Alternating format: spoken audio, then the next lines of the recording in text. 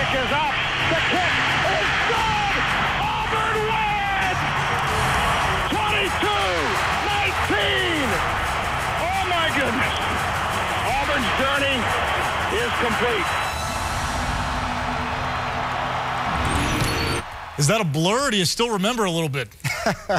It's a blur, but it's a good blur. He's Gene Chizik, the head coach of the BCS champion Auburn Tigers, and now author of a book that's just out called All In, What It Takes to Win. Leafing through your book, I thought it was a great story about how you actually got to Auburn. Before you coached at Auburn, your only head coaching experience was at Iowa State. You were 5-19. When you were even being considered for Auburn, what was your reaction? Well, you know, everybody was stuck on those two numbers, 5. So were you in the book. And really and truly, you know, the great thing for me going back is that I was at Auburn before. I was the defensive coordinator when we had a lot of success. And so the Auburn people knew me. Jay Jacobs, our athletic director, he knew me. But still, that 5-19 loomed out there, and that was what a lot of people had a hard time getting over. When you got the job, you said it didn't make sense to a lot of outsiders. Did it make sense to you at the time? Well, not really, you know, but I understood what I was sure of, that the outside world looking in, it might not make sense. But for me personally, I was very confident that I could do the job. And you're not getting booed at airports anymore either, right? Well, you know, believe it or not, that wasn't me getting booed at the airport. That was somebody else. But my reception at Auburn since I've been there has been unbelievable. There was probably hundreds at the airport that night. But it's been great. The Auburn fans are great. Yeah. The whole 2 years has just been an unbelievable job. Well, in your second year, you win a championship. That always helps. When did you know that last year's team had a chance to be really special? Well, we had a really good game. Our fourth game of the year, we had a really good game. It was another comeback game, which seemed to kind of be our MO, you know, as the year unfolded. We had a great comeback game against South Carolina. It was 2 in a row. Clemson, South Carolina, back-to-back. Tough game against Mississippi State before that. I thought then we had a chance to be a really good team.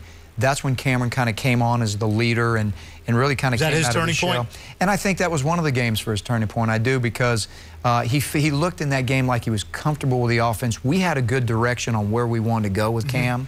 And so I think from there, we just realized, hey, we got a chance to have a special team. You got to coach Cam Newton. When you were at Texas as a defensive coordinator, you got to see Vince Young. You could pick one quarterback to win one game, Vince or Cam. That's not fair, because they might both be listening. Two great quarterbacks, but I'll tell you, Cameron Newton is probably the best college football player that I've been around. Wow, strong praise. The one thing about Cam Newton, his ability to deflect the distractions. How was he able to do it last year? Well, I want the people to be very mindful of this, certainly the Auburn family. Cameron Newton was a great football player, but let's go beyond that, because he was a great young man. I've never seen a guy that young be able to put aside all the distractions and stay focused on one task at hand. I say it in the book. He told me, Coach, I don't want to just win. I want to win it all. I want to win a championship. And he was focused on doing that every day. When you first got wind that the NCAA was looking into whether his dad was trying this pay-for-play scheme or whatever you want to call it, when they were looking into it, when you got wind of it, describe the conversation that you had with Cam. What was it like? Well, you know, to be honest with you, we obviously brought it up. We had to address the NCAA possibilities in there in terms of them looking into it. And other than that, you know, we felt very comfortable with where we were at, you know, and so we literally just kept moving in the direction that we had. What did you say to Cam? I just told Cam, I said, look, you know, these are going to be distractions now that when it gets out there publicly, we're going to have to deal with. But let's not lose sight of what we're here for, and that's to win a championship.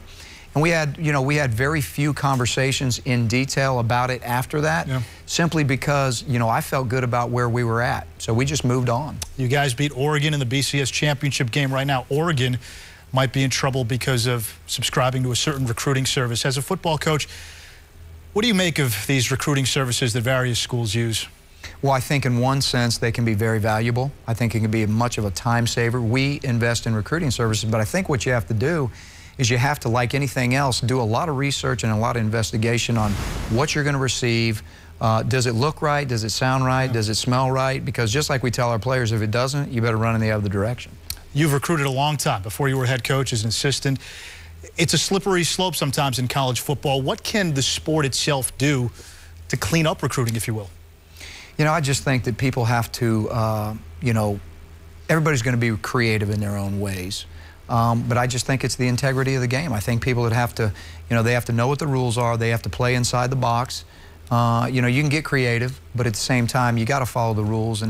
And I don't, you know, the NCAA does the best they can and in trying to keep everything under wraps. But, you know, it comes down to the integrity of the game for the coaches. Yeah, I mean, you saw what happened. It unfolded at Ohio State where you had the quarterback basically come out and say, I'm sorry that I may have cost my head coach the job. As a head coach, you have to stay on top of your kids. I mean, talk about that challenge of if one of them messes up, it might be you who ends up taking the fall. There's no question with social media the way it is today, things have changed. We take compliance at Auburn very seriously. We do a great job in our compliance department of continuously educating our guys.